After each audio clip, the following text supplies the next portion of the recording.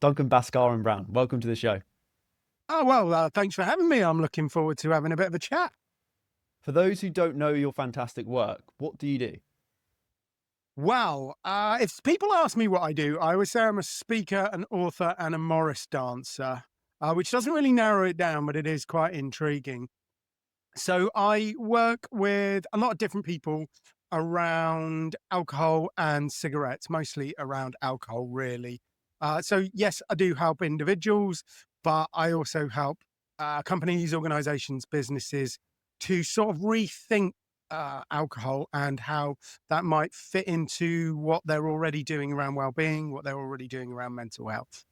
What, where did it all begin? What inspired you to Oh, start this? well, it all began at a dodgy house party many, many years ago when I first drank alcohol. And yeah, I mean, I thought it was fantastic. I thought, this is it. I have found the magic elixir that seemed to fill in a lot of holes with my personality, as it were. I mean, I felt it made me funnier, more confident, even better looking, although that last one might have been a bit of a stretch.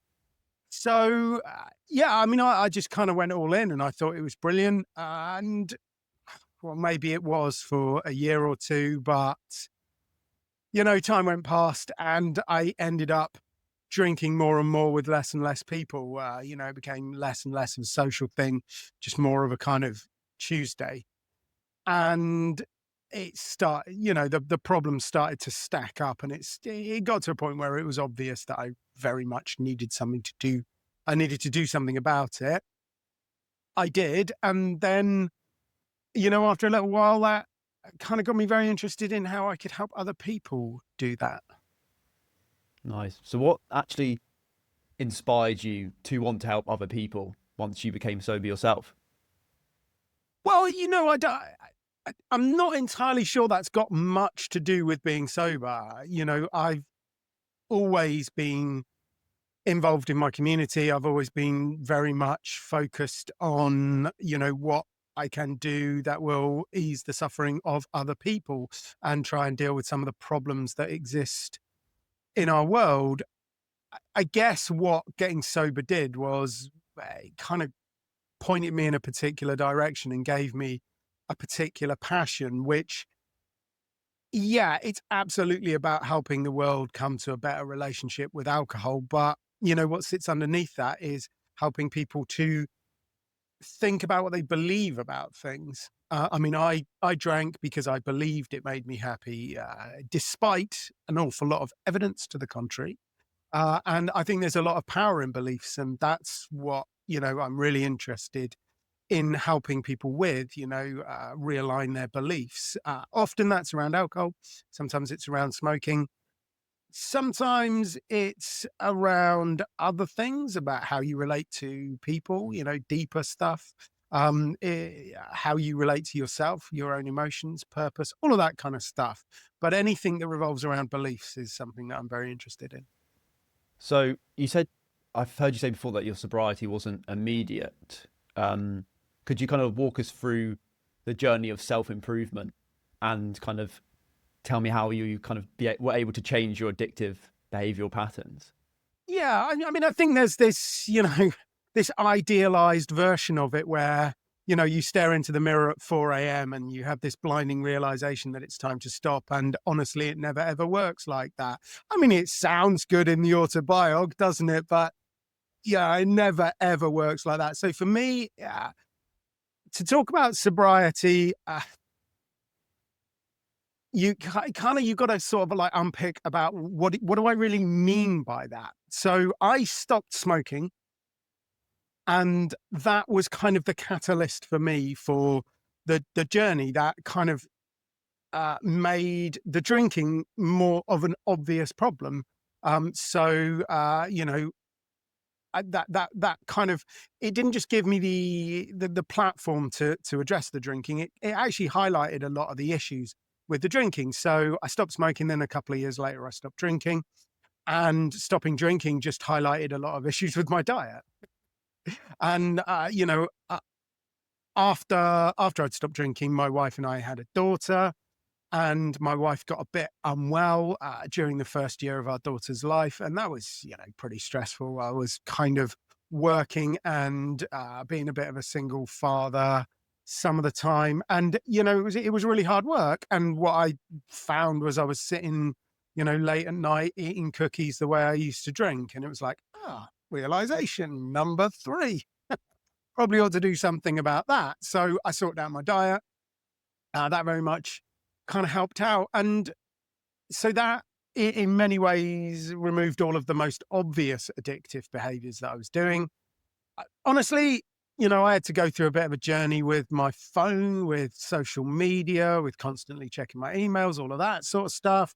I had to go on a bit of a journey about emotional intelligence. And if you speak to my wife, I am absolutely confident she will tell you that I am still on that journey and I have not made it yet. So, really, I kind of, the last 10 years since I stopped drinking, the last 13 years since I stopped smoking, there has been a lot of self-development going on, and there still is. So, I tend to think of the end of May as about the time when I got sober. I'm not even sure what the exact date was, but don't tell anybody, because I always just say it was the 7th of June, because the 7th of June just sounds nice.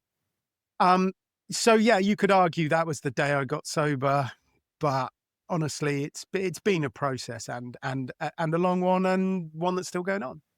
What was the hardest one to quit then? Because you've just gone through cigarettes, alcohol, phone, cookies. I think they all have their own unique kind of things. I work a lot with smokers, and a lot of smokers will tell you that stopping smoking is harder than getting off heroin, which I always find interesting, considering most of them have never got off heroin. So how would they know? But there's some difficulties with stopping smoking. I think it's probably the easiest because it just doesn't do anything for you. It is an absolute con. Whether you like the effects of being drunk or not, at least there are effects. So that was probably the easiest. Alcohol, I think, is difficult because our society is just so totally tuned into getting drunk. Whatever is going on, there is likely to be alcohol during it or after it, one way or another. So kind of getting around how you can make your life work and how you can fit in with everything that's going on as somebody who doesn't drink, that I think poses a particular challenge. Food is kind of even harder because you never really, you can't quit food, can you? You're never really there, are you? You're only as good as your last meal. So yeah, and again, we live in a society that is just full of, well, it's full of food-like objects that promote obesity, that aren't actually nutritious in any way, shape, or form. So it's very, very easy to get caught in that trap, and that can pose a lot of problems for getting out.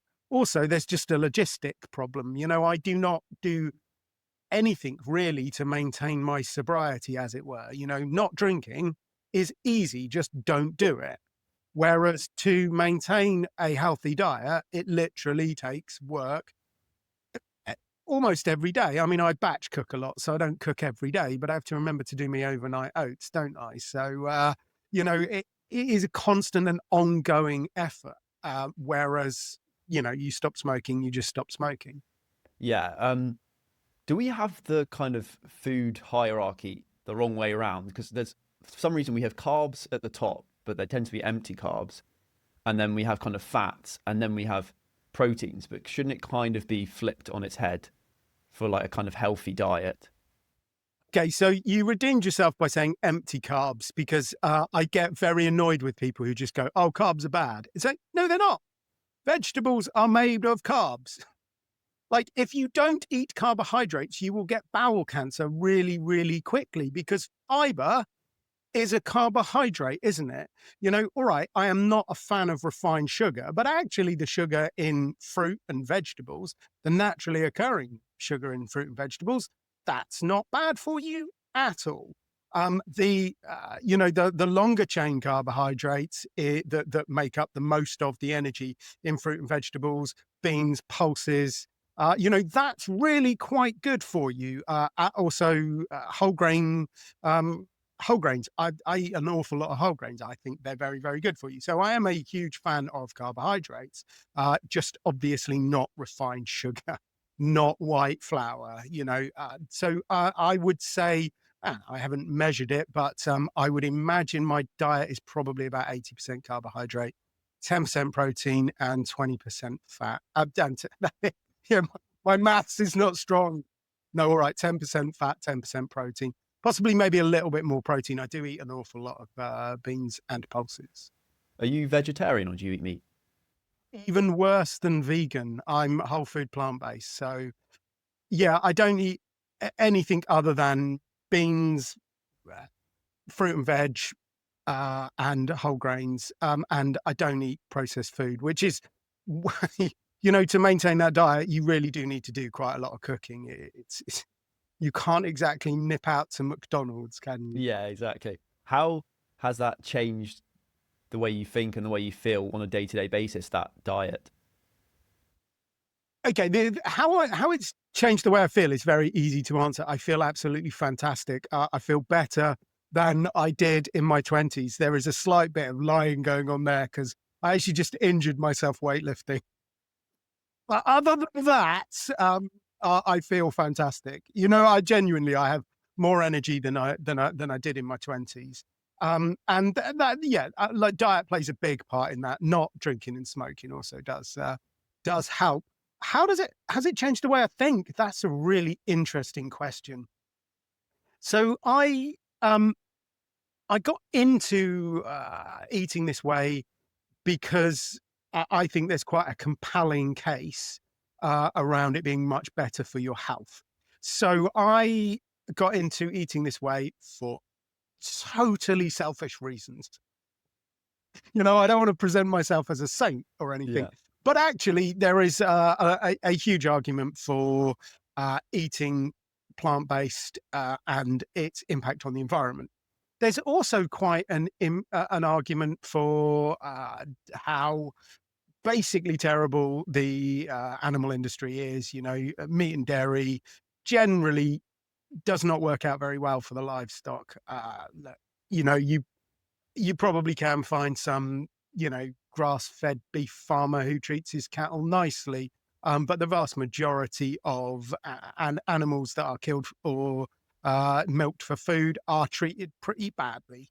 And I did not care about that before I started eating this way. And it kind of opened my eyes to these things. And I think there is probably a knock-on effect that I like to think I'm quite a compassionate guy. And I think I am probably much more compassionate than I was a few years ago, because before I started eating this way, my compassion probably ended at the end of the human race, and I didn't really care that much for animals. So yeah, I value absolutely the way it's changed me, the way it's changed how I feel and my energy levels. But yeah, actually, I think there is an interesting sort of philosophical aspect to it as well. How much more expensive is it to eat whole foods only and avoid the cheaper alternatives? It's cheaper. Have you ever bought meat? Meat is so expensive. Honestly, so at, at the start of the year, I do this thing that I like to call the Seneca diet, because Seneca said that a man should eat rough food every now and again to remind himself. I don't know why Seneca spoke like a Victorian. Anyway, he said that you should just eat the cheapest food you can get your hands on, just for a bit, to remind yourself that even if the worst happened, you'd still be all right. So once a year, I will eat pretty much nothing but brown rice, chickpeas, onions, carrots, sweet corn. That is a very cheap way to eat. I mean, you can literally live on pounds a day that way. I mean, look, to be fair,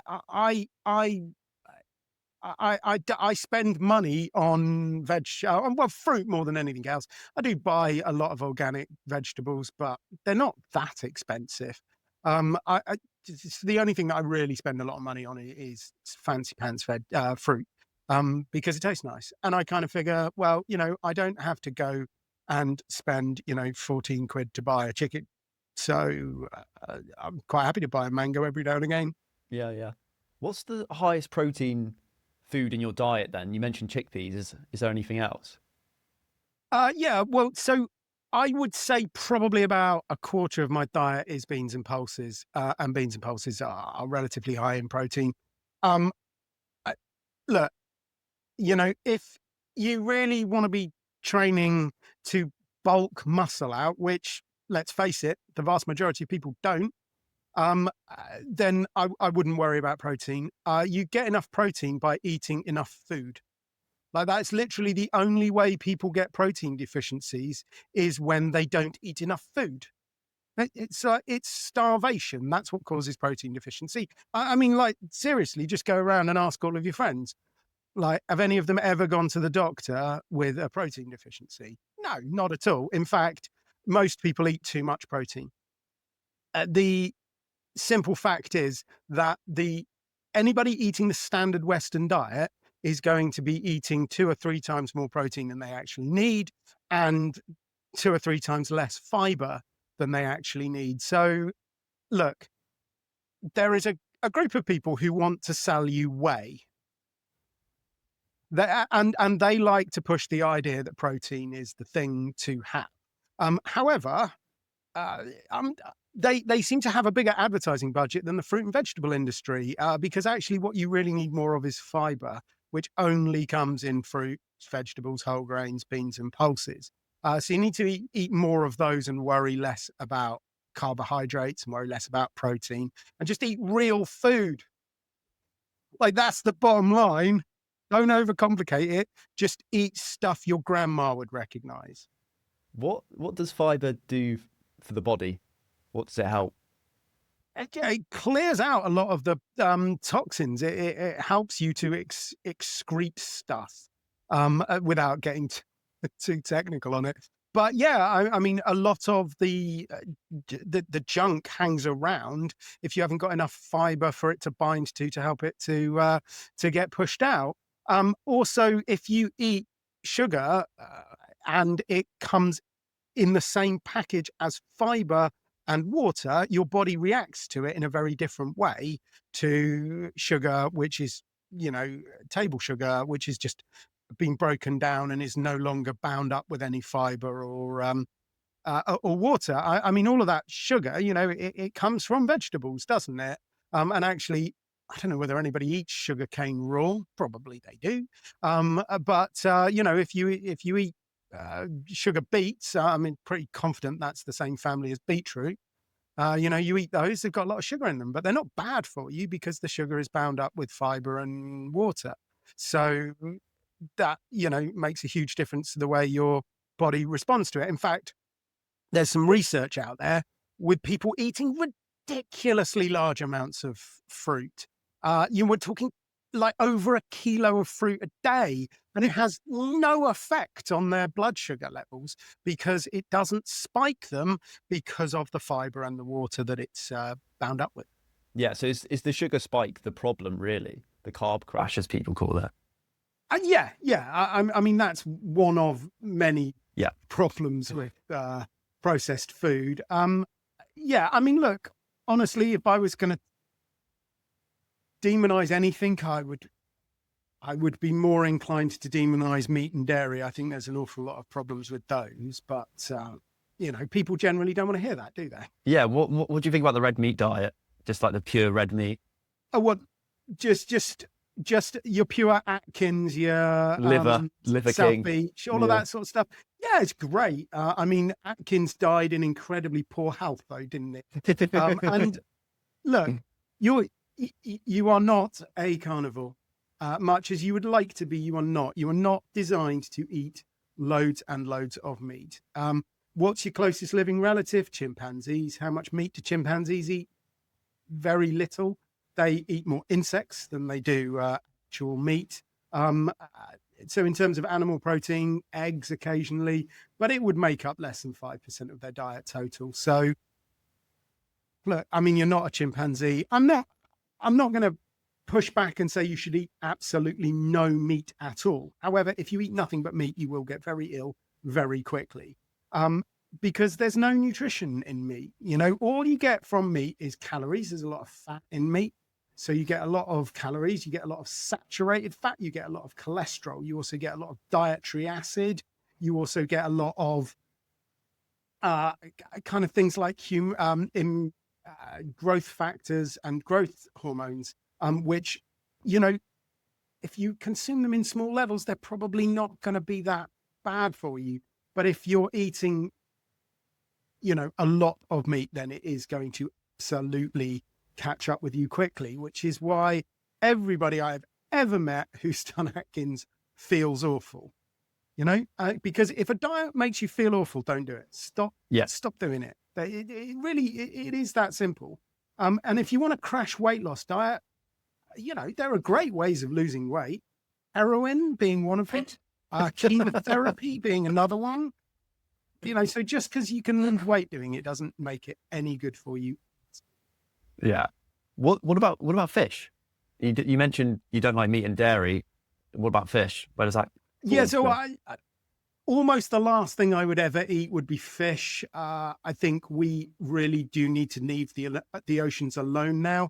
We have, you know, systematically overfished and, you know, imbalanced those ecosystems. We've also poured an awful lot of fertilizer residue into the sea. So areas around river deltas, like the bottom of the Mississippi, you get a big dead zone there where nothing grows because of all of the fertilizer, which is coming out, all of the nitrogen, which really shouldn't be in seawater. So yeah, we've done an awful lot of damage to the oceans. So I think from an environmental point of view, you can't really argue about eating fish. From a health point of view, again, a lot of the disadvantages that you get from meat, you get from fish as well. You get the added bonus of quite high mercury levels. Yeah. I mean, ultimately, if they tell pregnant women not to eat it, don't eat it. Like, if it's not good for a baby, don't eat it. Yeah. You know? Yeah. I've heard people say the argument about alcohol, where they say there's some health benefits to it and there's nutritional value such as antioxidants. What do you think about that? Yeah, so the health benefit of alcohol is if you put it on your hands, it kills germs. It really is that simple. So look, if I was being as generous as I possibly could be, I would say that there might be some small benefits to drinking a very small amount of alcohol, but that there are absolutely, definitely some quite large disadvantages of doing it. So antioxidants, if you're interested in antioxidants, I have some great news for you. They have this wonderful thing called blueberries. Just eat those. Pretty much any fruit or vegetables got more antioxidant in it than most wine. In fact, one of the things that they do with those studies is they look at very specific types of wine. So they look at very, what you might call less processed wine. I mean, wine is ultimately always processed. I mean, they didn't grow like that, did it? It was grapes, which are quite good for you. And then they processed it and fermented it and made it quite bad for you. But if you take the stuff that isn't made on an industrial quantity, it has more of these things like resveratrol and antioxidants and stuff like that, which if you take those in isolation, you know, they have some health benefits.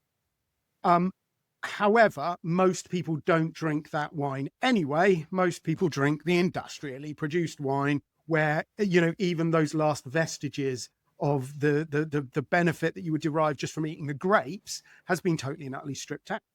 You know, that it's the basic point. If you want the health benefits of something, eat it as close to the way it grew as possible.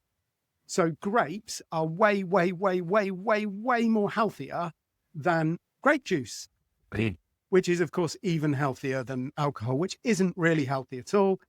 So there's some studies that suggest that people live longer if they don't drink alcohol. If they do drink alcohol, but those, have basically been systematically disproved.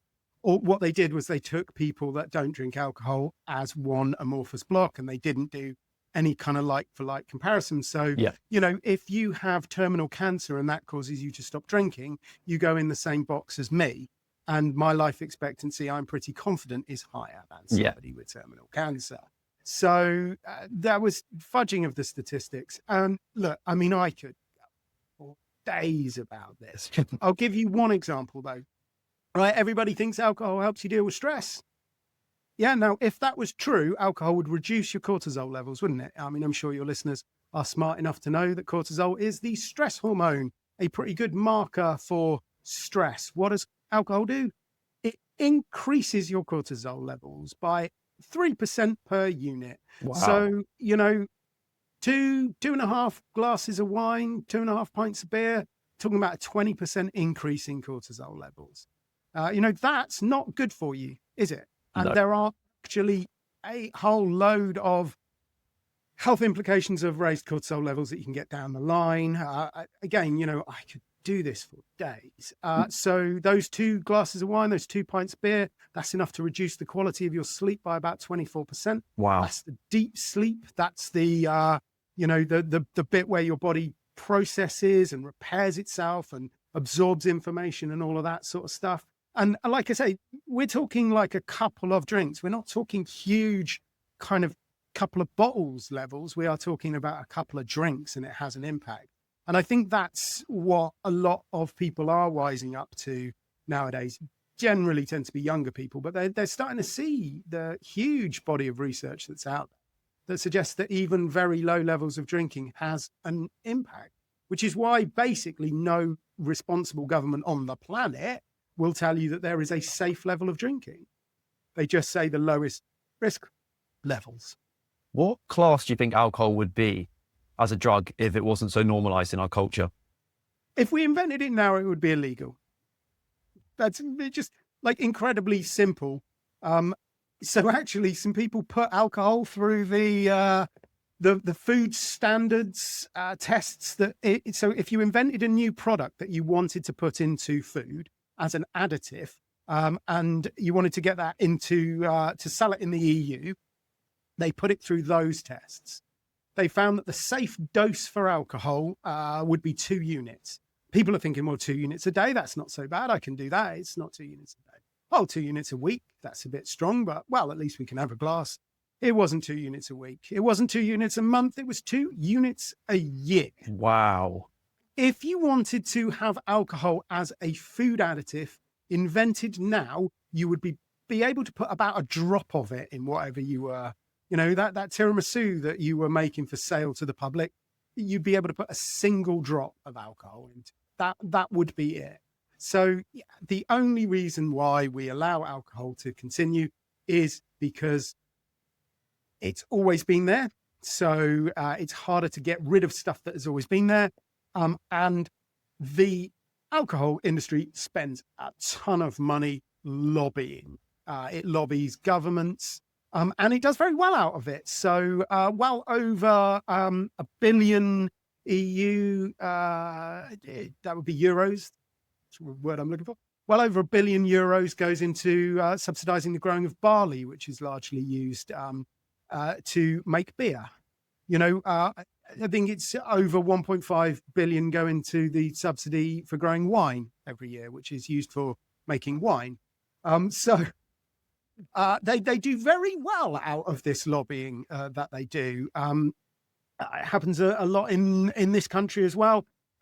People say, oh, alcohol is really expensive. Alcohol is not expensive. Alcohol is incredibly cheap.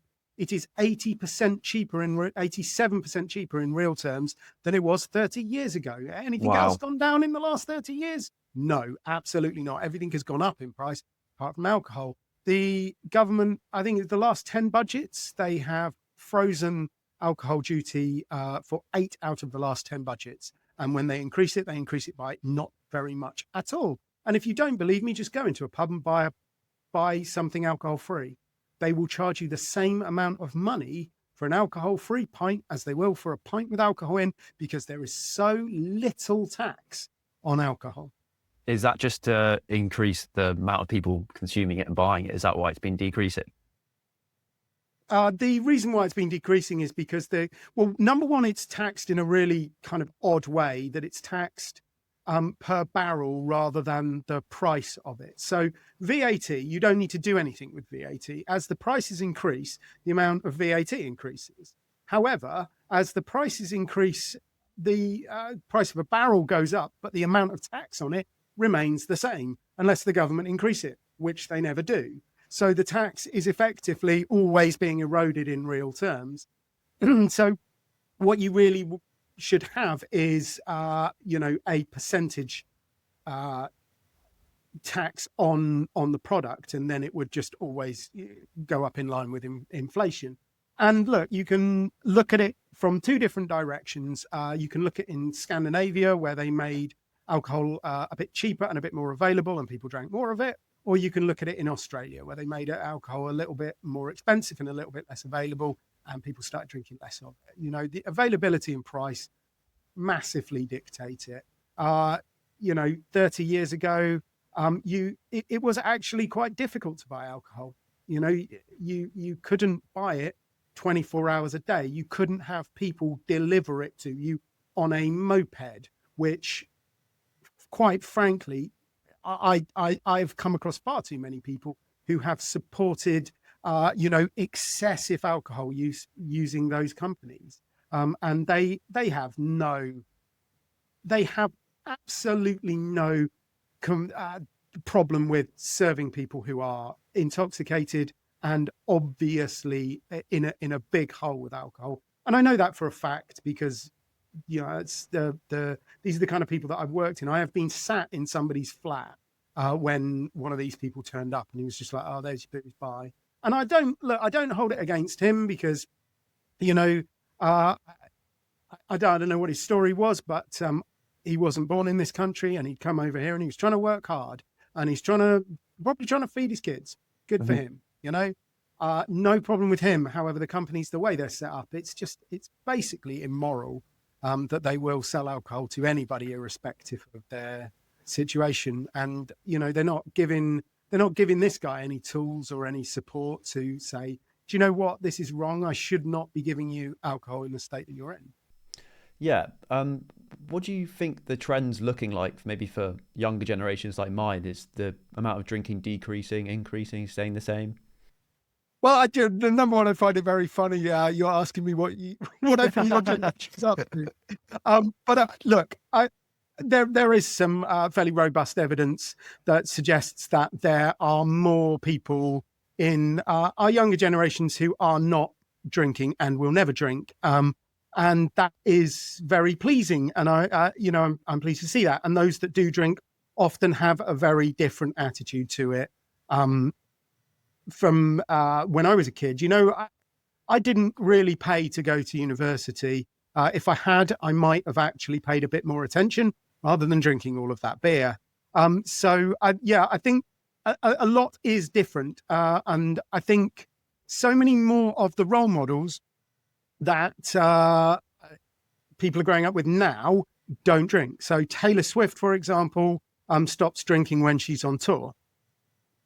If you want to emulate Taylor Swift, and personally I don't, but I can see what my daughter does, that sends a very clear message. You look at any kind of sport, you will find all of the high performers in any kind of sport don't drink. Novak Djokovic, totally sober.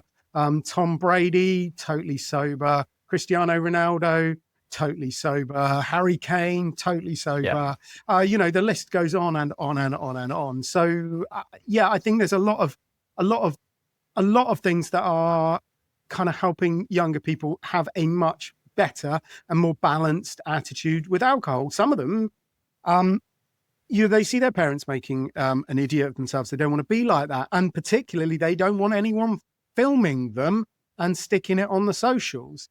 In fact, I do a little bit of work in schools helping young people get a better relationship with social media. And one of the things that comes up time and time again is, if I'd behaved the way I behaved when I was young, now I would never have got a job. would have been all over Instagram, and I would have just been declined for every single job offer ever. So, I think it's getting better. How about you? Bit of both. I don't really drink, maybe once a year. But yeah, I'm not too much of a drinker. But I'm at uni right now. A lot of people still do go out.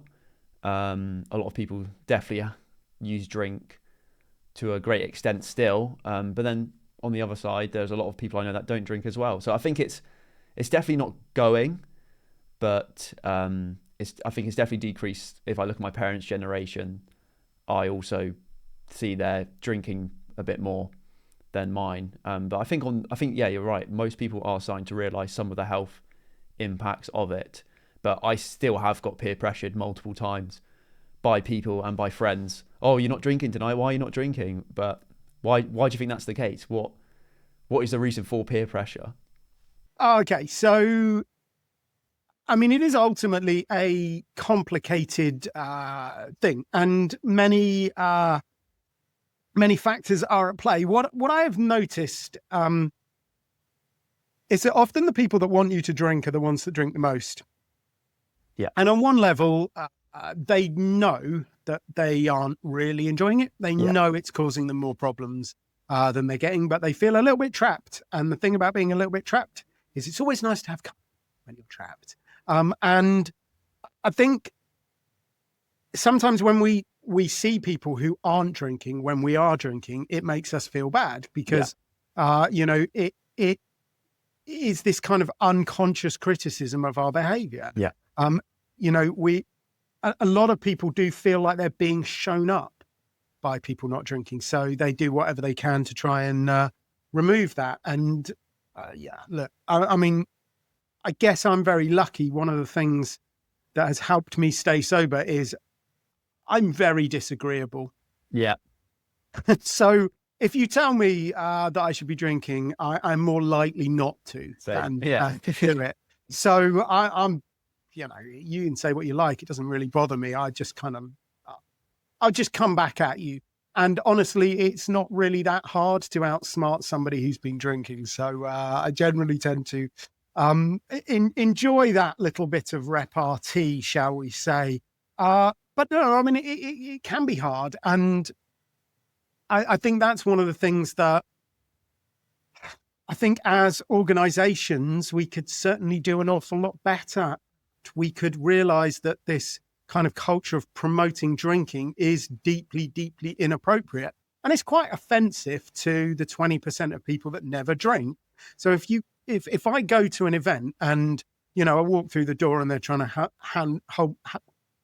give me, a glass of wine or a glass of champagne or something like that, and I have to go off and actually find a non-alcoholic alternative, which is bloody elderflower anyway. What's that saying to me? It's not exactly welcoming me and inviting me. And like I say, 20% of people never, ever drink. 40% of people don't want to drink at any given time anyway, for whatever reason. And actually, if you get into the reasons, why do a lot of people not drink? Well, religion is a big reason why a lot of people drink, not just Islam, but Hinduism has prohibitions against drinking as well. Actually, there are Christian sects that don't drink as well. So religion is a big thing. Culture is a massive thing, around the world, unless your culture happens to have been heavily influenced by Europe. And by heavily influenced, I mean invaded by.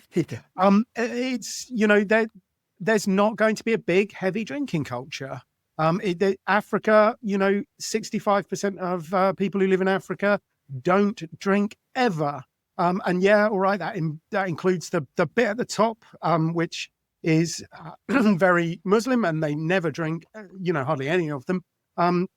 But actually, even sub-Saharan Africa, you still get quite large groups of people that don't drink. If you ignore Japan and to a lesser extent China, then you'll find that most of Asia people don't drink either. So culturally, it's a big thing. Actually, ethnically, it's a big thing. So 30 to 50% of South Asians lack the enzyme that breaks down one of the breakdown products of alcohol, and they get the typical kind of red flush response. It makes drinking very, very uncomfortable. I mean, it is very, very uncomfortable, but you get the hangover straight away because you can't break down the toxic products at all.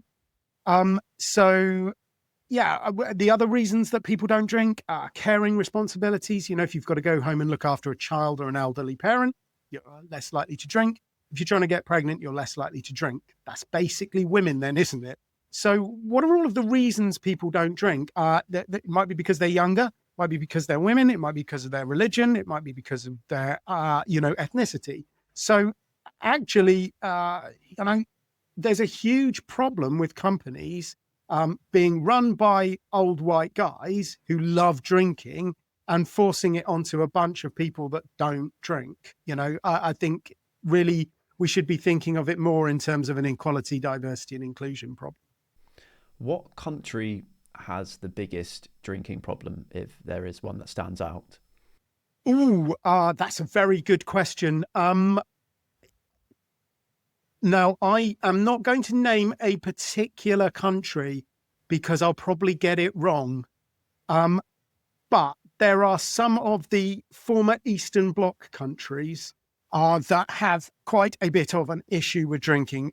So actually, no, I'll call out Russia because hey, who cares? Russia has got a huge and heavy drinking problem. Weirdly, Yeltsin, who was a bit of an alcoholic himself, did put some measures into place to deal with that. So it helped a little bit, but a lot of the former Eastern Bloc countries, there are big drinking cultures. And so one of them is probably going to be your chip leader. Although, the whole of Europe drinks too much. North and South America drink too much. Japan drink too much. Australia getting better, but from a bad place. There are a lot of countries who need to be working on it much more vigorously than they actually are. Why do the Eastern Bloc countries tend to have a problem, like Russia specifically? So, I mean, that would make a good PhD thesis. Yeah, true. Yeah, look, there's a number of factors.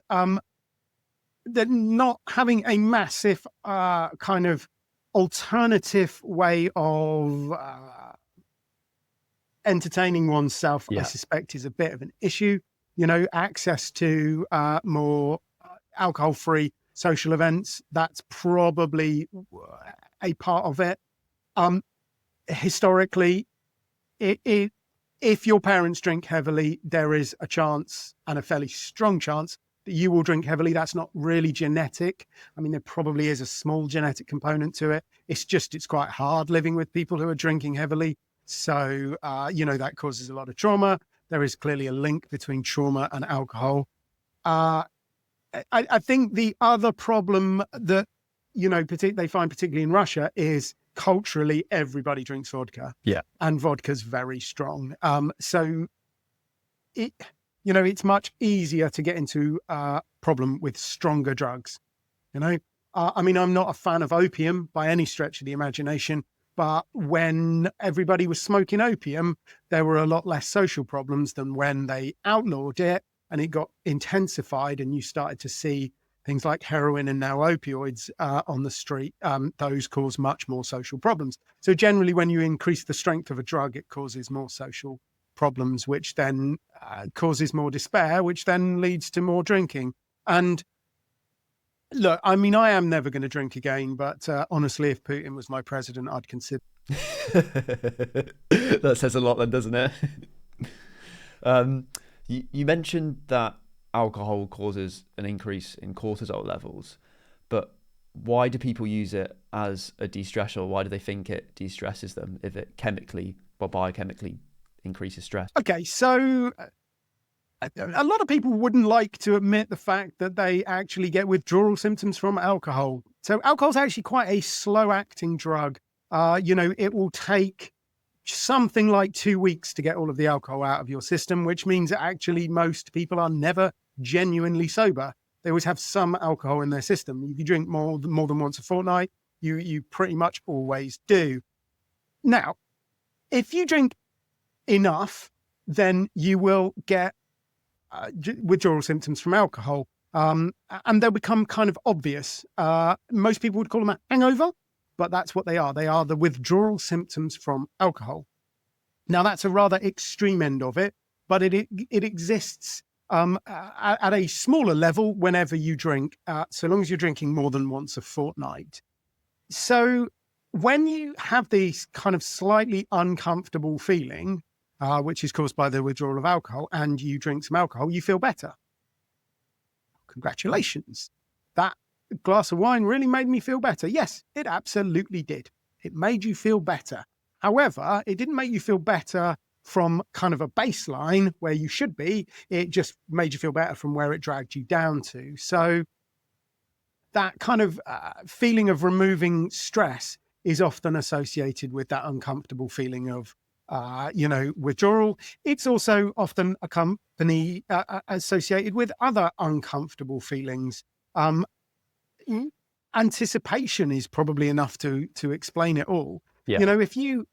If you kind of convince yourself that when you get home, you have a drink and it will relax you, and you spend all day thinking about having that drink, it's going to bother you, isn't it? And when you get home and you drink that drink, you will go home like that. Yeah. It will kind of relax you. So there's a mental component as well as a physical component. But alcohol absolutely does not relax you. It cannot relax you. It's, physiologically impossible. It's a stimulant. Oh, is alcohol a stimulant? I thought it was a depressant. Oh, that's the clever thing about alcohol. It's both. Yeah, so it stimulates certain parts of your brain, which, like, literally, I do this every single day. I get home from work and I'll be really, really tired, and I think, I'll have an early night tonight. I'll just have a couple of drinks. That'll help me to sleep. After a couple of drinks, I was wide awake. Yeah.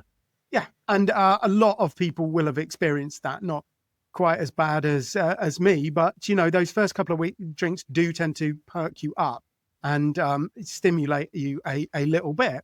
And then, so it's ironically makes it harder to sleep by stimulating you, but then makes it harder to perform by depressing a lot of the other bits. So it's kind of the worst of both worlds, isn't it? Yeah. What do you think about caffeine as a drug? That was decaf. I mean, caffeine is the world's most widely consumed drug. So I drink coffee. I quite like coffee. I drink more decaf than I drink full strength stuff because I just like sleeping, and I find if I drink too much of the stuff, and it's very easy for me to drink too much of it because I quite like the taste of coffee. So I am careful with it. I don't completely and utterly avoid it. I won't let my daughter consume it. She's 9. We're going to have some interesting conversations at some point. I don't believe you should put caffeine in your body until you're at least 25. I mean, I didn't follow that logic, but honestly, I don't believe you should put any psychoactive drugs into your body until you are at least 25, because that's when they stop having an effect on your development, because you are fully developed by 25. And like, this is so clear to me. I mean, I work with, I probably see 1,000 smokers a year. Do you know how many of them I ever meet that start after 25?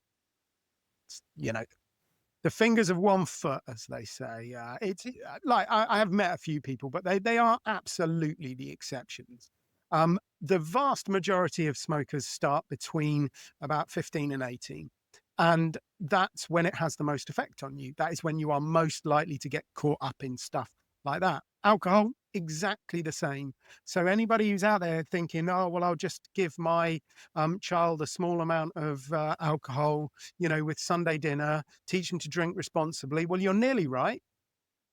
You are teaching them to drink. It's just the responsibly bit is a bit of a potluck kind of a thing, isn't it? Because, my parents did that to me. And it has more of an effect on developing brains than it does on fully developed brains. So look, do I think that my daughter will never drink Coke before she's 25? Probably not. But she hasn't had one yet. Oh, wow. Yeah. I think I had quite a few Cokes by her age, to be fair. Yeah, I mean, look, I see it all the time. I see the school kids going into Poundland to buy a thing of Monster, and it's like, well, why are you so tired? Oh, it's because I didn't sleep very well. Why did you not sleep very well? Oh, I don't know. It's probably all of that caffeine, all of that sugar, all of whatever other nonsense is in Monster. You know, get that out of your diet. You'll sleep a lot better. You'll have an awful lot more energy. Effectively, any stimulant is like getting a mortgage, isn't it? You know, it's all right if you pay it back over the long term, but if you take out another mortgage the next day, you're going to be in financial trouble fairly quickly, isn't it? Yeah, it's a slippery slope. I think caffeine has a half-life of 6 hours. So if you have it, say at 1 p.m., isn't like a quarter of it still in your brain at 1 a.m. Yeah, which is weirdly something I absolutely knew, but had to lie in bed at one in the morning going, why am I not asleep, to truly discover. Yeah, well, you said you have caffeine. What time do you switch to decaf during the day? Is there a certain To time? be honest with you, I mostly drink decaf. But there is caffeine in decaf. So I don't tend to drink it after about lunchtime.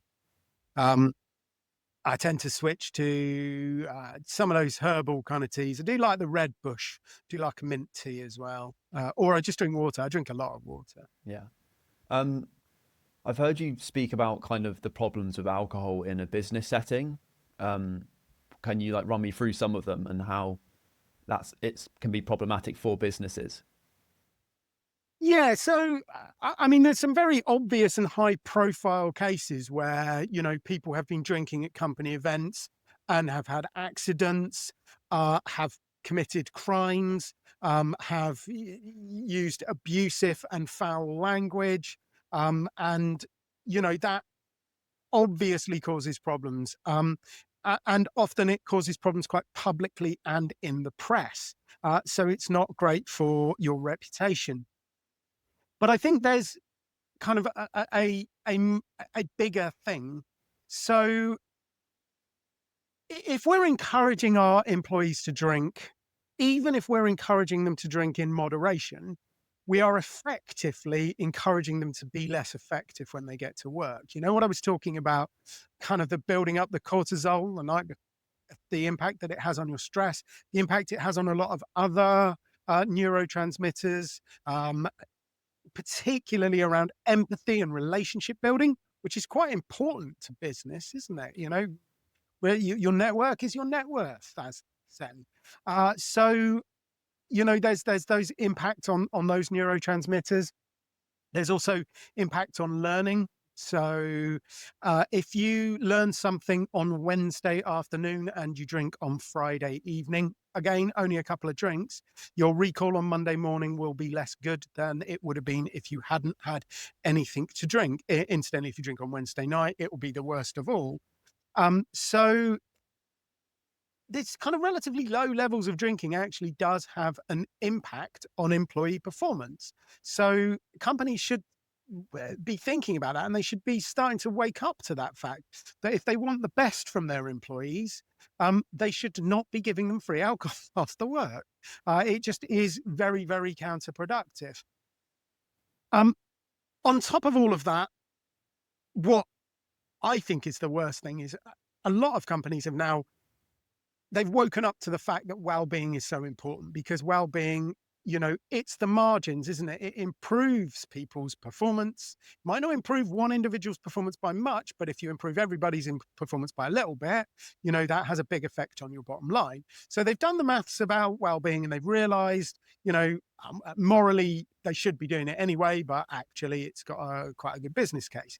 They've done exactly the same thing around mental health. They've realized it's so incredibly common that if they don't have a good strategy for dealing with it, it is going to hurt the bottom line. Again, morally, they should be doing that.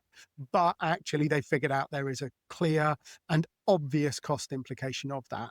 Unfortunately, they don't seem to have figured out that the biggest impact on your well-being and one of the biggest impact on your mental health is alcohol. Like, it is drinking too much is literally a mental health issue, isn't it? Alcohol dependence is listed in the Diagnostic and Statistic Manual of Mental Health, the Bible of mental health problems. It's a mental health problem. So it should be a part of that. But actually, look, I'm a big fan of changing your diet. I'm a big fan of exercise. I'm a big fan of sleep.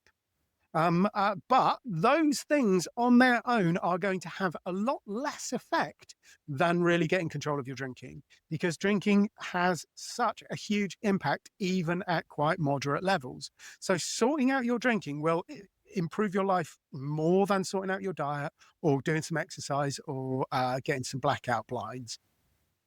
So I think companies really need to take what they're already doing about well-being and mental health and realize that alcohol needs to be a vital component of that. Yeah. A lot of people tend to use alcohol as almost like a social lubricant, and we mentioned about de-stressing. What are some alternatives for people who do have that kind of social anxiety and also have that stress feeling after work? What are some strategies that they can use instead of alcohol?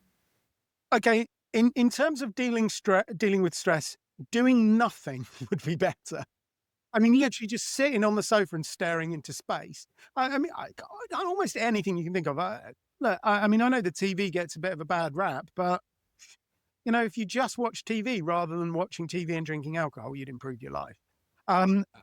Personally, I like reading. I find that very relaxing. Personally, I do. I walk quite a bit.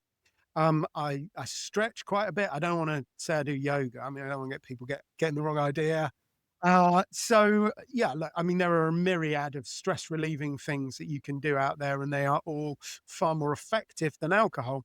In terms of social anxiety, honestly, there are some people that struggle with social anxiety. They don't go to pubs though. They actually don't go to parties because they suffer from social anxiety. What most people would describe as social anxiety is just it's normal life. So whenever you go to a party, even if you know a few people there, but let's say you know a few people, but not everybody there. There's a lot of people you don't know there. You're going to be nervous. That's just a fact. Now, if you do nothing, those nerves will disappear and you'll just get used to it because that's the way it works. However, what we do is we drink some alcohol and we go, oh, look at that. That got rid of my nerves. It wasn't. They just disappeared anyway. Think about it. What is the most nerve-wracking thing you can think of?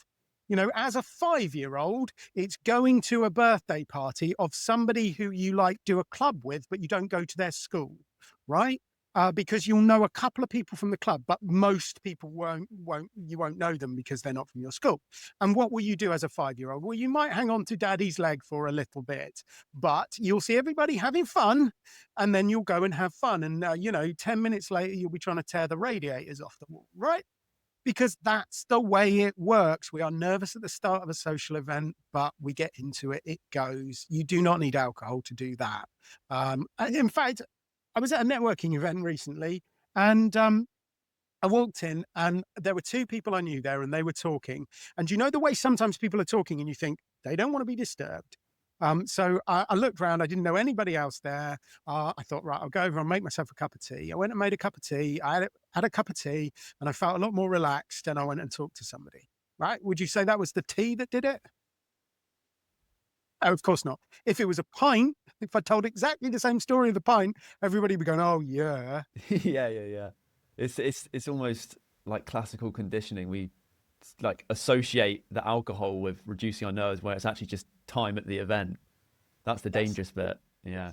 Far be it from me to compare people to pigeons, but look, you are dead right. We believe that alcohol makes us relaxed in social situations. So when we don't get any alcohol in social situations, we feel stressed. But that's just because we believe that. If you believed that alcohol ruined social occasions, you'd go to that social occasion and enjoy it a lot more. I know this. Yeah. No, I know it too. Do you think it's exposure therapy as well? Do you think it's just the more conversations you have sober, the more new people you meet sober, the easier it gets and the less likely you're going to use alcohol? Yeah. So I'll give you an example of talking to somebody, and I'll say to them, "Why do you drink?" And they'll say, "Oh, it helps me socialize." And I'll go, "All right, tell me about the last time you went out socializing."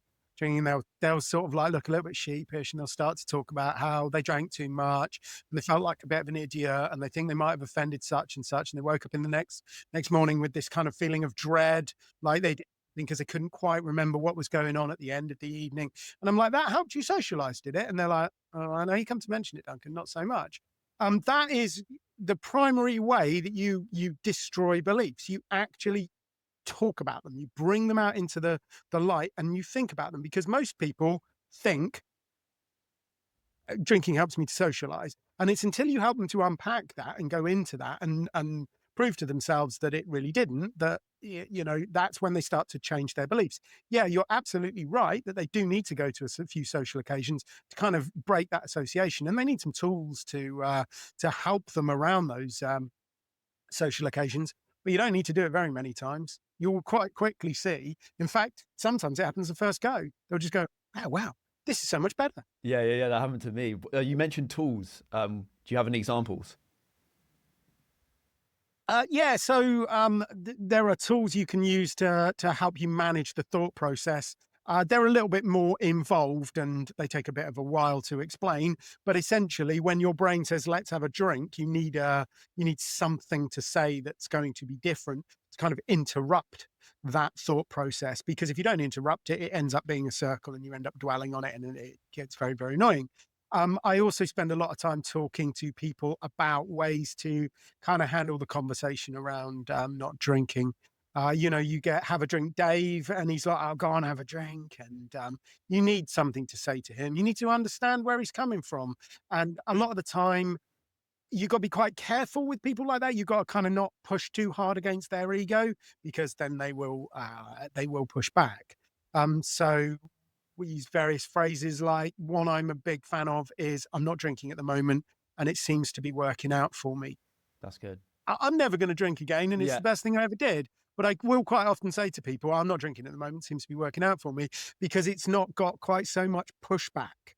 It's not kind of, I'm not saying not drinking is the best thing ever and you should stop drinking, Dave. I'm just saying I'm not doing it, and it seems to be all right for me. I'm not even really that. No, it only seems to be all right. I'm not even really that sure about it, Dave. What are we talking about? Yeah, things like that to kind of take the sting out of it. And to help people manage the situation. Have you had any really kind of bad situations like that where it's got a bit kind of confrontational and you felt really uncomfortable, like when people are trying to peer pressure you in the past? No, not really. I mean, I'm quite lucky that most of my friends aren't idiots. Yeah. That Uh, helps. most of my see, the thing is, I still hang around with some people who drink quite heavily. I just tend to leave the party at about 11:15, because 11:15 is always the point where it goes south, isn't it?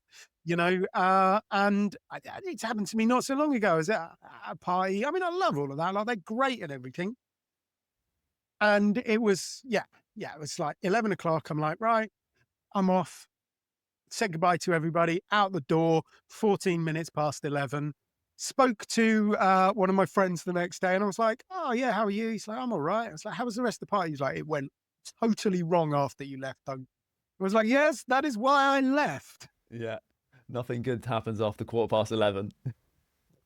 Well, I've heard it's nothing good happens after 1 a.m., but I think 11:15 is probably more accurate. Well, look, Jacob, you're a little bit younger than me, so you can stay up a bit later than me. I'm getting old, man. No, honestly, at 11:15, I am shattered. I want to go back as well. I normally do, to be fair. So, yeah. What's the difference between cognitive realignment and white knuckling through sobriety? I've heard you mention cognitive realignment before. What does it actually mean? Yeah, so that would be really getting to grips with your beliefs. So if you think of uh, the kind of like, there's a hierarchy to change, isn't there? You can change what you believe about something. You can give yourself more skills and abilities. You can change your behavior, or you can change the environment in which you are in. Now, if you change your beliefs, cognitive realignment, and then learn a few skills, it makes dealing with the behavior pretty easy. And it actually doesn't matter what environment you're in. But most people do it backwards, don't they? They change their environment by pouring all their booze down the sink and getting rid of the booze in the house. And then they try and change their behaviors. But they don't give themselves any skills to help them change those behaviors. And they never, ever even think about their beliefs. So they continue to want to drink. And that's why they have to force themselves not to do it. The problem, of course, with willpower and trying to white knuckle it is that willpower is a limited resource. When you wake up in the morning, you use a little bit of your willpower to work out what to wear. You use a little bit more of your willpower trying to find your keys. When you're at work, you spend a little bit of your willpower trying not to use Facebook all day, and a little bit of your willpower trying not to punch your boss in the face. Then you spend a little bit more willpower trying to get home through the traffic. You use a little bit more willpower deciding what to have for dinner. You use a little bit more willpower deciding what to watch on TV, by which point all of your willpower has gone. And you think now might be a good time to have a drink. Yeah. Yeah. No, it's definitely the case. I think that's probably why I go to the gym in the morning, actually, just so I can just use my willpower reserves. Yeah, absolutely. I have a very similar strategy. I try to exercise before I'm really awake. Yeah. Yeah, it's probably a good idea. What is the three pillar approach to sobriety? So there's lots of different ways you can think about sobriety. The way I tend to think about it these days is thinking more around what you might call recovery capital, which is just the kind of the nuts and bolts of it, which would be kind of making sure you've got enough money, you've got somewhere to live, you've got transport. And I think a lot of the time we take that for granted, but it is actually quite important. Access to healthcare is the one that I find people struggle with the most.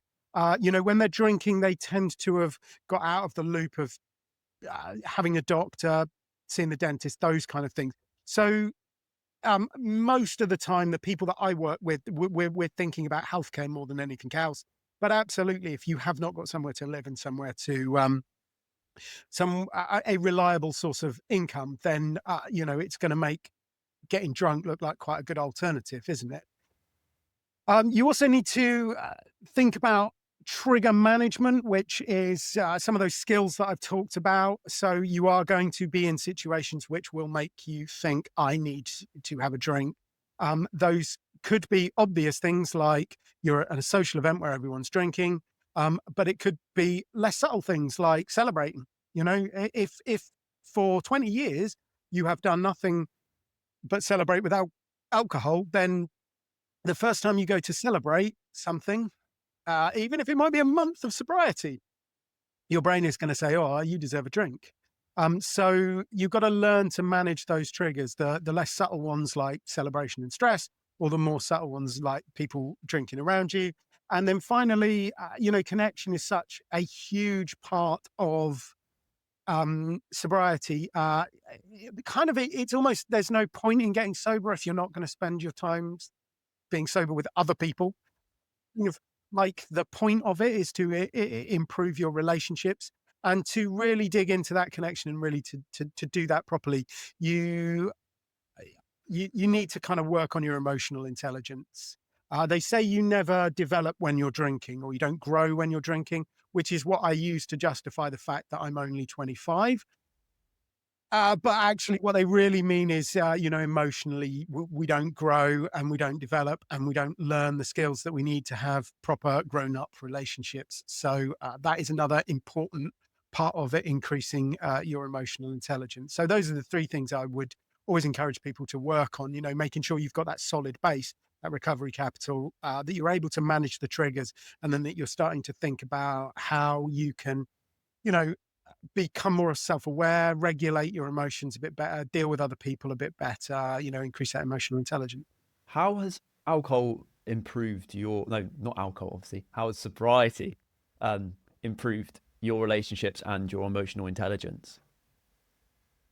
So I think I've got a lot more depth in the relationships that I have.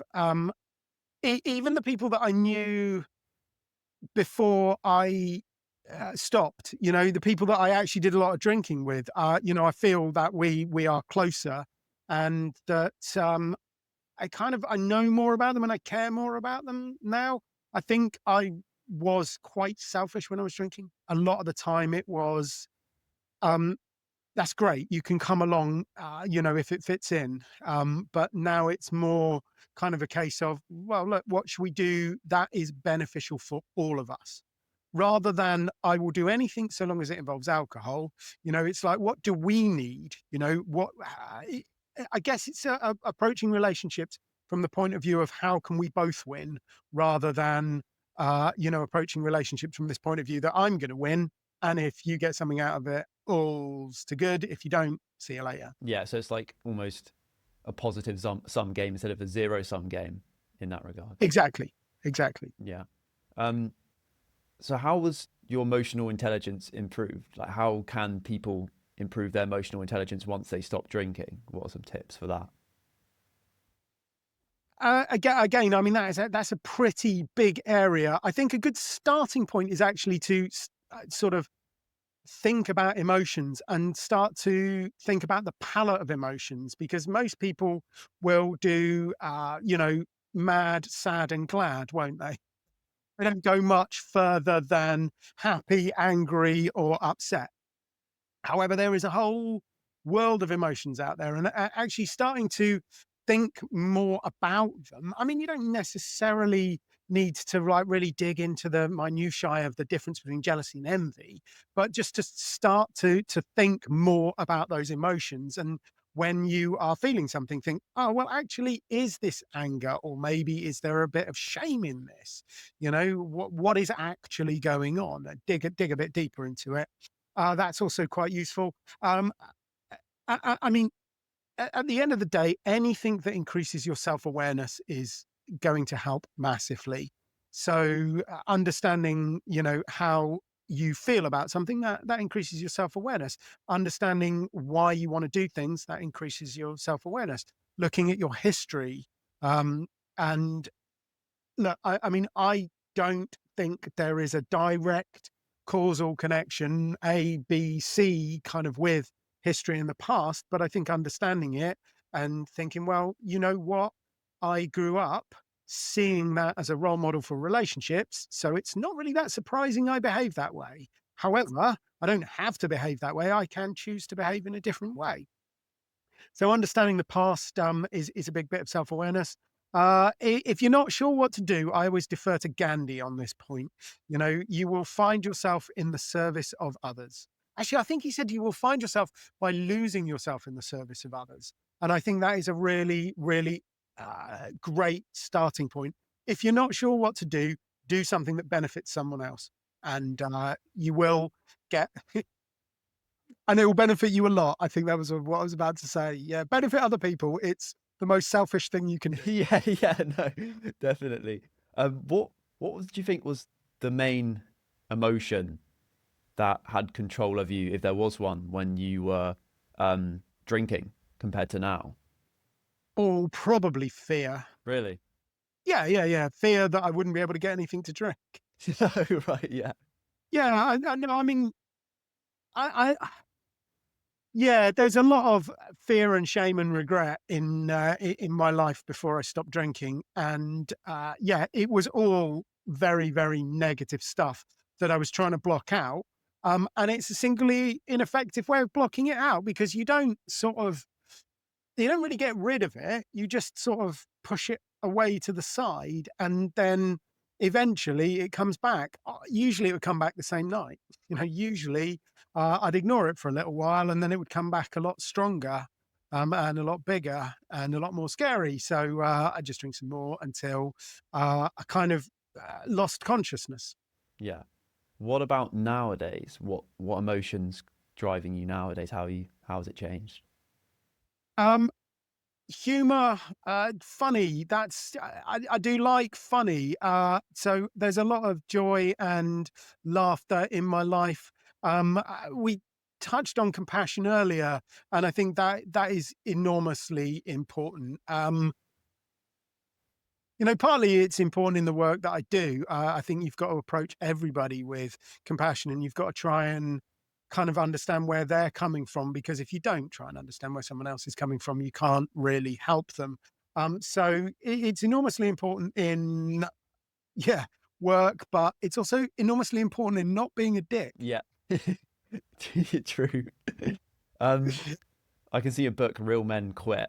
Why is there an association with alcohol and masculinity, and how can we kind of remove that association? Yeah, so statistically, uh, men drink far more than women. World Health Organization reckons about 75% of all of the alcohol consumed worldwide is consumed by men.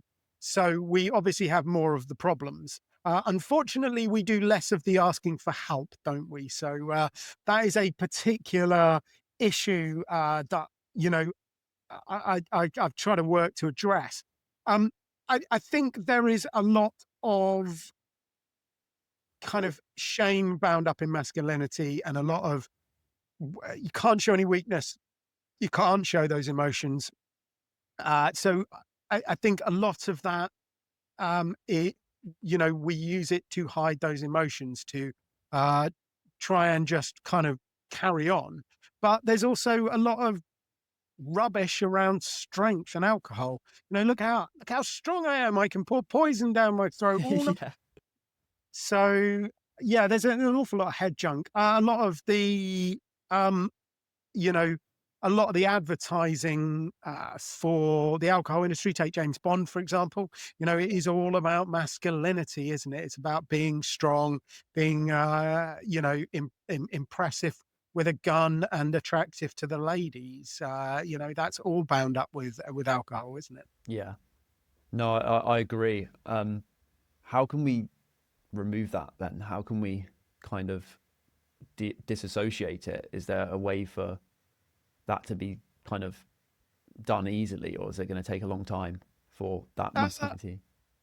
In terms of changing the entirety of society, yes, I imagine it probably will take some time.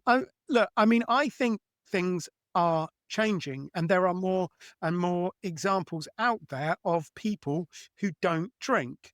Uh, you know, uh, Floyd Mayweather. Yeah, I wouldn't call him a sissy, would you? Quite a tough guy, doesn't drink. Lots of boxers, lots of fighters don't drink. So there are plenty of tough guys that don't drink. It just, that it doesn't get talked about as much, because, well, the advertising budget for not drinking is somewhat lower than the advertising budget for the alcohol industry, which incidentally spends about 3 times more than the average on advertising than most industries. Anywho's, yeah, I think it is changing. We are seeing more of these role models, people like Lewis Hamilton, who are talking about it and inspiring people. More and more actors and musicians are talking about getting sober and how it's improved things. So, that's the only way we're going to do it, really, is by lots of people changing their behavior and that having a knock-on effect. So if you change your behavior, that will have an effect on the people around you. Yeah. If Anthony Hopkins changes his behavior, it will have an effect on slightly more people. But, don't feel bad. You will still affect those people around you. And that is the good work, my friends. Yeah, well, big things start small, don't they? And if we can change and show that we're changing other people, as well as maybe people more leverage and more following, and stop drinking, then that's probably the best case scenario, especially people like role models that people look up to. Just ending on a few quick kind of questions. First one is, what's an important truth that most people disagree with you on? I mean, it might be a bit obvious from our conversation, but An important truth that most people disagree with me on. Yeah, no, it would be that alcohol's fun. I mean, how long have you got? I did say I am very disagreeable. There are few. I'm the same, so I probably agree with you most of them. To be fair. Oh, yeah. Well, social media is fun. There's another one. You have to be a slave to your phone. Um, Morris dancing isn't weird. That's Tell me a bit about Morris dancing. We haven't spoken about that. What actually is it? so it's kind of English folk dancing. It's yeah, you often see them out in the summer dressed in white, ribbons, bells, hankies, hats with flowers on. Yes, it's a traditional kind of English folk dance that I quite enjoy doing, which other people might think is a bit silly, but who cares? What made you get into it? When did you first do it? Well, honestly, it was alcohol. Yeah, it is something that's quite tied up with drinking. So I I started off because the people that I was dancing with wouldn't think twice about you drinking at 10 in the morning. But, I stopped drinking and then I actually just discovered that I like the dancing and I like the people and I like the places that we go to. I like the community. Is it a big community? Is there a lot of people that do it? Yeah, it's actually surprisingly big. There are surprisingly quite a lot of people Morris dancing. Oh, I'll have to try out at some point. I've never done it before. Well, it's good cardio. Yeah, I can imagine. Yeah. What book has had the biggest impact on your life, mindset, or success, if you could choose one? Ooh, one. Or maybe a few, handful. That's a bit mean. Say one. All right. I really like Guns, Germs and Steel by Jared Diamond. It just gives you kind of like a very broad view of history going all the way back to, pre-agriculture. And that kind of clicked a lot of stuff into place for me. Alan Carr's Easy Way to Stop Smoking is a brilliant book. Helped me to stop smoking. In fact, I found it easy. Thus Spoke Zarathustra by Friedrich Nietzsche. I don't want to worship a god that can't dance. Yeah. I love reading. I love books. The Naked Ape by Desmond Morris. That's pretty good as well. I could do this all day. What about Seneca's books? What's your favorite Seneca book? Well, do you know, I haven't really read much of his that's bound up in a book. I think I got the idea for the Seneca diet off Tim Ferriss. Oh, I love Tim Ferriss. Yeah. Yeah. He was just talking about Seneca saying that you should every now and again remind yourself that you can live a lot cheaper. And so that's where where I developed the Seneca diet from. Have you read any autobiographies or biographies that you like? Yeah, I have read a few. I'm not a mad keen fan on autobiographies. I like Born to Run, Bruce Springsteen's book. That is pretty good. However, I find it slightly disingenuous when a man in his 60s writes about how it felt to be 17, because kind of a lot's happened since. And I think a lot of people tend to reverse engineer their fame. Yeah. And they tend to tell you what they think is important, which probably wasn't what was important. Yeah. So I'm not sure biographies are the greatest way of learning how to be successful. I think often there's some traps in them, and we need to be aware of them. That is probably a contrarian opinion. Yeah, no. I think autobiographies definitely can be quite biased and kind of tinted rose-colored glasses or whatever. My experience with biographies, also, I feel like if you're studying a person, you should probably read multiple biographies on that person, because one person will be an absolute super fan of that person. Another one will be too critical, and then there might be one that's kind of more balanced. So that should probably be a caveat with biographies. Well, thank you for coming on the show, Duncan. Really appreciate it, and really, really enjoy your work. And hopefully our audience has learned many things. And thanks, man. I've really enjoyed talking to you. We should do it again over a sparkling water or an alcohol-free beer. Definitely. Where can viewers find your work? So if your viewers and listeners wanted to grab a copy of my first book, Get Over Indulgence, if you just put getover.uk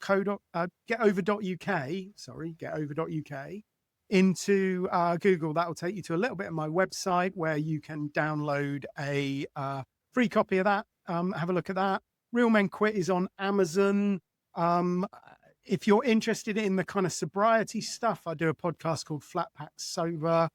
where I interview people who are far better at it than me and steal their idea. This is brilliant. You just put Flat Pack Sober into your search engine of choice and or your podcast engine, and you'll find that there. Otherwise, if you can spell Bhaskaran Brown, I am pretty easy to find on the socials, LinkedIn, Instagram, and Facebook. Perfect. I'll put all the links in the show notes for viewers to check out your work. Thank you for coming on the show, and speak to you soon.